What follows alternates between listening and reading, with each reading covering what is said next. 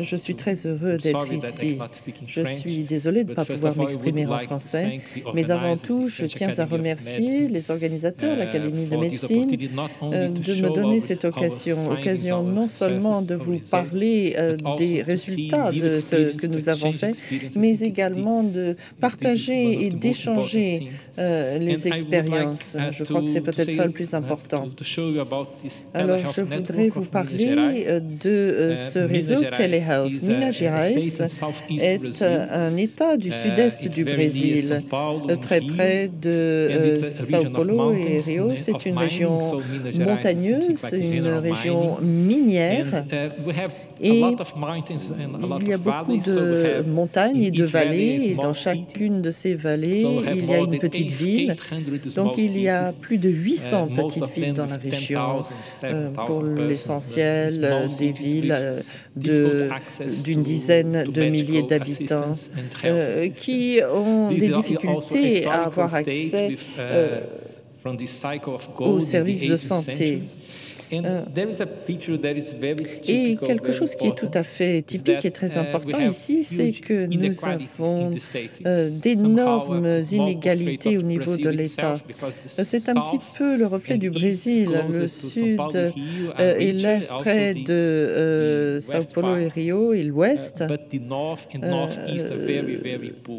se portent plutôt bien, mais dans le nord-est, les populations sont très pauvres. Donc, nous avons des situations très variables pour ce qui est de l'accès aux soins de santé et notamment aux soins spécialisés. Alors, il y a plus de 10 ans, nous avons reçu un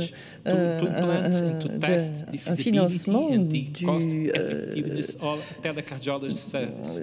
service de la recherche et nous avons commencé par les ECG. Nous avons commencé dans 82 petites villes, des villes aux 4 coins de la région, et nous avons un consortium d'universités, ce depuis le tout début, pour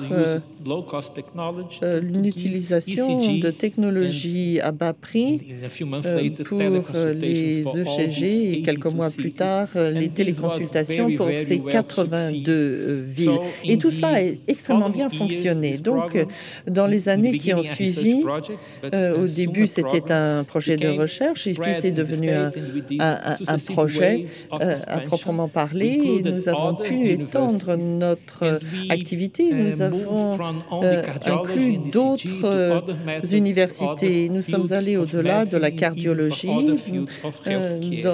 pour nous aventurer dans d'autres domaines de la santé. Et nous sommes présents désormais dans 811 villes de l'État de Minas Gerais et dans d'autres États également. Donc, nous apportons notre aide à ces différents États, Minas Gerais, avec plus de 1000 points, 48 ambulances dans le nord de la région et 160 centres de soins primaires. C'est un État de 20 millions d'habitants. Nous sommes présents par ailleurs dans d'autres villes, dans d'autres États, et les chiffres ne font qu'augmenter. Nous sommes en pleine expansion. Nous espérons être présents dans 11 États du Brésil d'ici au début de l'année prochaine, surtout avec des systèmes de CG. Nous avons le soutien du ministère et nous sommes présents également dans des projets pilotes dans la région de l'Amazone, au Pérou, dans un centre de santé. C'est un projet pilote. Alors, les bailleurs, vous les voyez, la plupart de nos partenaires sont publics, le ministère de la Santé, l'État, l'agence de recherche brésilienne, la Commission européenne et quelques quelques organisations caritatives également. Et nos activités ont été étendues, et ce, dans bon nombre de domaines. Alors, il y a toujours les ECG et la cardiologie, c'est au centre de notre activité, mais nous avons d'autres exemples. Nous travaillons dans l'ophtalmologie, l'examen du fond de l'œil. Il y a des consultations à distance et il y a des projets et services différents en matière de santé. Il y a également le téléenseignement avec des cours et nous faisons de la recherche essentiellement dans le domaine de la mise en œuvre. La plupart des intervenants l'ont dit, le problème aujourd'hui n'est pas simplement de mieux traiter les maladies. Au-delà, il y a également la question de l'accès. Donc, il faut changer la façon dont nous menons les recherches et nous nous attelons donc à la question de la mise en œuvre. Et nous avons désormais une quantité de données assez importante. Et alors, il y a la qualité des rapports et des activités, mais également il y a le soutien technique et tout cela à l'échelle de l'État.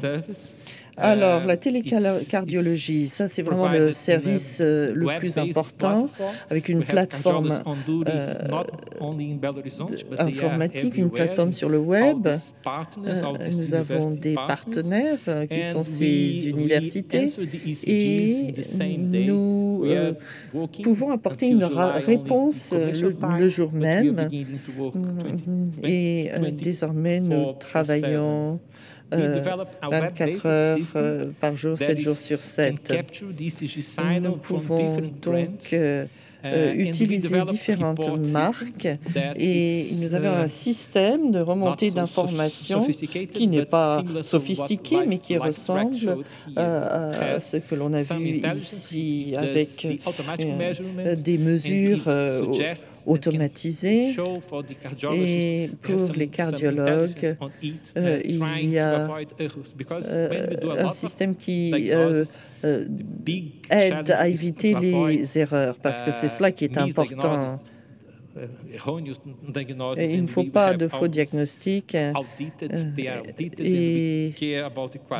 nous sommes très attachés à la qualité des rapports. Nous faisons la même chose pour l'ophtalmologie.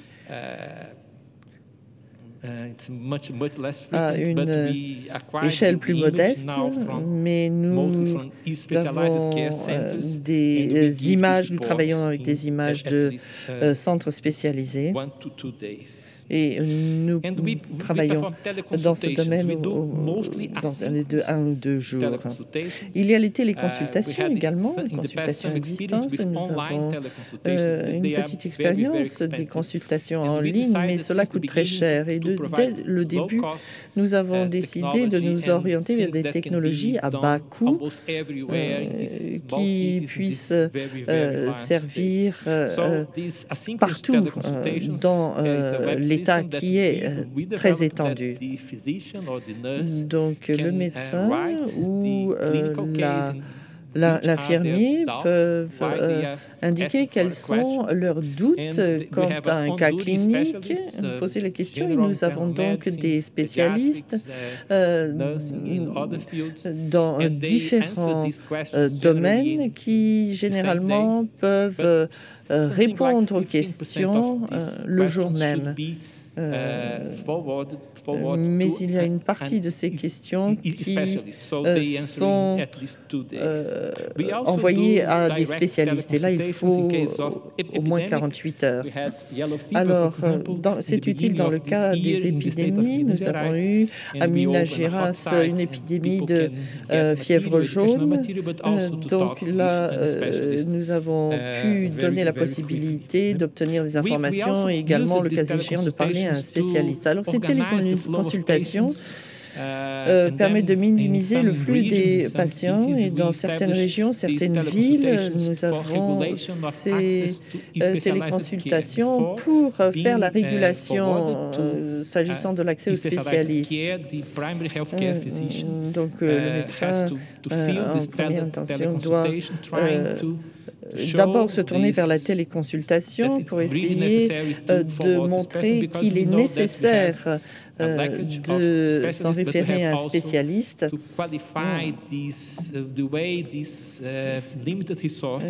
parce que la ressource est limitée, nous devons donc la gérer de manière optimale.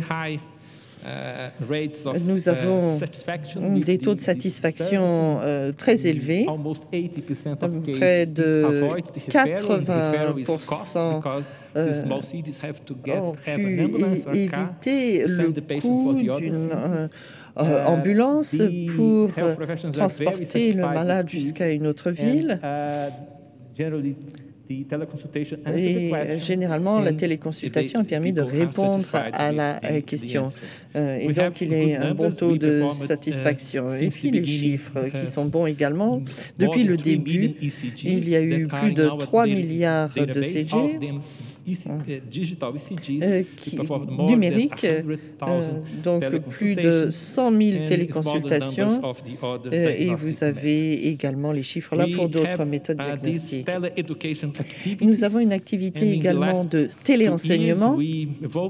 Et ces 2 dernières années, nous sommes passés des plateformes standards pour passer à YouTube et les médias sociaux, les réseaux sociaux. Et donc, nous avons vu une augmentation notoire de l'utilisation de ces ressources. Alors, nous avons l'aide à la recherche, la science de la mise en œuvre, tous les problèmes liés à ces réseaux. Dans la plupart des pays, comme chez nous, les maladies cardiovasculaires sont une première cause de décès. Et donc, il y a un diagnostic épidémiologique et nous avons des solutions pour chacune de ces régions. Par exemple, pour la région du Nord de l'État, nous avons un électrocardiogramme qui fonctionne sur tablette, vous le voyez à l'écran. Très important. Il y a eu plusieurs réunions avec les parties prenantes, le ministère de la Santé, le service de santé de ces villes également, pour établir un flux dont nous avons pu parler. Nous avons formé le personnel de santé et depuis le début du projet, nous notons les résultats et dans la ville de Belo Horizonte, dans le nord de l'État, nous avons vu une baisse des infarctus du myocarde après l'introduction du programme. Ces taux de mortalité sont très élevés si l'on compare la situation à l'Europe ou aux États-Unis, mais nous avons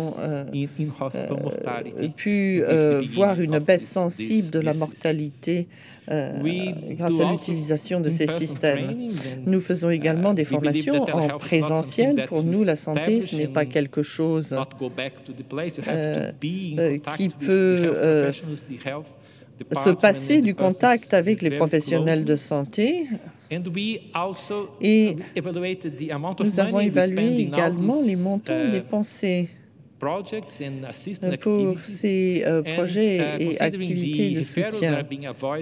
Alors, vu le nombre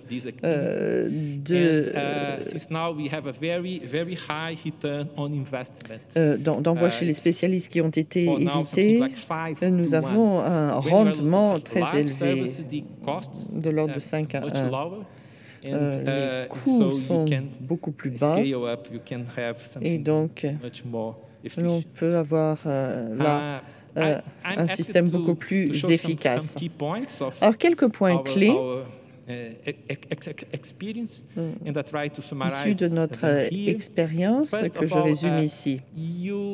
Tout d'abord, vous avez vos idées, certes, mais il faut se rendre sur place pour évaluer le besoin au niveau local, le profil épidémiologique. Il faut faire confiance aux interventions fondées sur les preuves. Et le plus grand défi, c'est d'obtenir l'accès à ces interventions. Par exemple, en cardiologie, nous avons beaucoup de preuves. Nous devons également utiliser des technologies à bas prix qui sont durables. Généralement, ce sont les équipements disponibles en matière de CG qui sont utilisés. Pour la plupart de ces cas, nous n'avons pas forcément besoin de procéder à des investissements particuliers. Il faut également un outil de gestion pour assurer le suivi des résultats. Nous essayons d'utiliser les méthodes de planification les plus efficaces pour être aussi efficace que possible. Nous travaillons en partenariat avec les parties prenantes en matière de santé publique. Et nous ne cherchons pas à faire quelque chose en dehors du système de santé publique.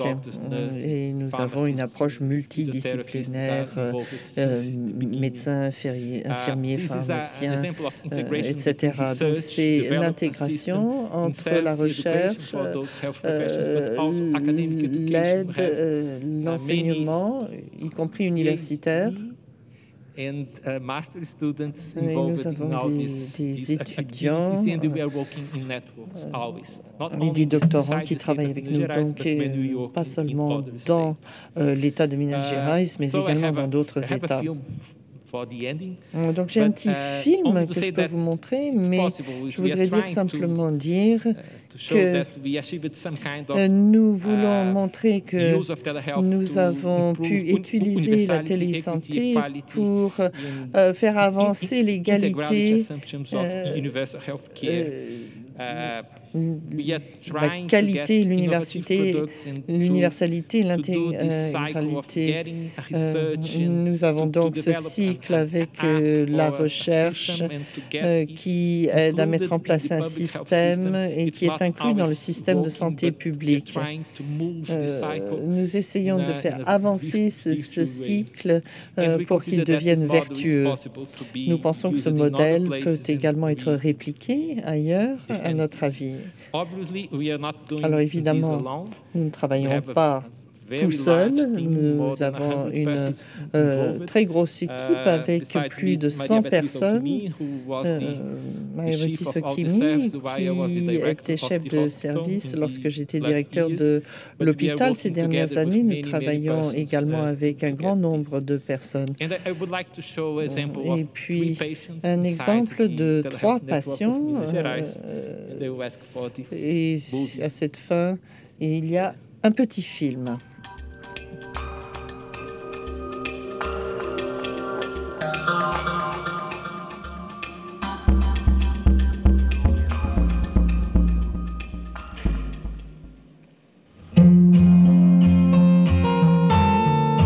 The Telehealth Network of Minas Gerais provides telehealth services for remote cities in 4 Brazilian states.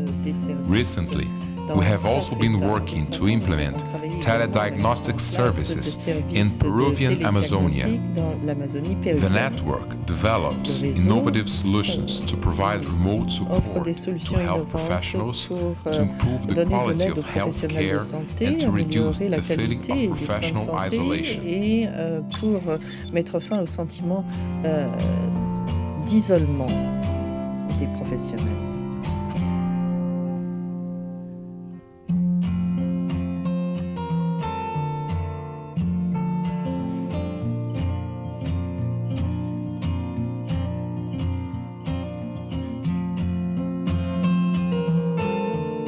In November of 2017, an 85-year-old patient was admitted to basic health unit admis dans une unité de soins à Sapori avec un rythme cardiaque lent. Un professionnel de santé a procédé à un ECG et l'unité a été connectée au centre de Minas Gerais. Très rapidement, l'électrocardiogramme a été analysé et donc l'équipe locale a été avertie qu'il s'agissait d'une urgence. Donc un pacemaker a pu sauver la vie du patient.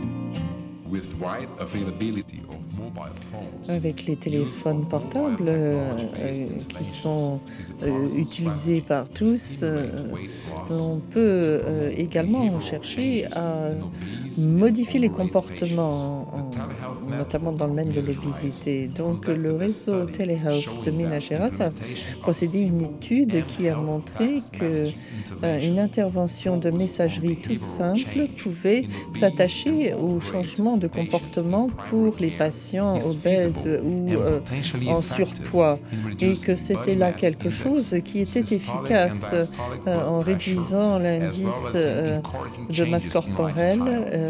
Et un patient de 38 ans qui vivait à Belo Horizonte a été diagnostiqué. Chez lui, on a diagnostiqué l'hypertension et l'obésité, et donc des conseils et du soutien ont été proposés par cette méthode.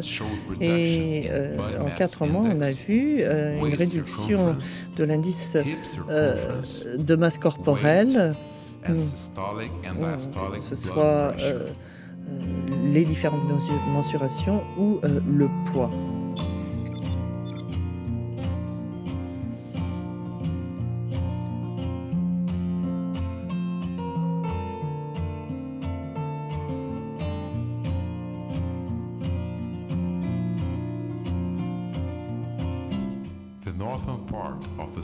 La partie septentrionale de l'État est une zone rurale avec beaucoup d'inégalités sociales et le niveau socio-économique des populations est bas. Un système informatisé de soutien a été mis au point pour l'hypertension et le diabète. Cette application envoie des rappels, des alertes et l'aide à un patient de 61 ans hypertendu dans la ville de La Daïna a été évalué 3 fois au cours d'une période de 5 mois. L'équipe a pu apporter des conseils sur l'alimentation, l'activité physique et a permis aux patients de rejoindre un groupe de soutien. On a procédé également à des changements de médicaments et l'étude a aidé à mieux comprendre les barrières au diagnostic et au traitement des affections cardiovasculaires. Le réseau de Minas Gerais, avec sa mission qui est d'améliorer la qualité de santé, vise également ces zones qui sont peu couvertes.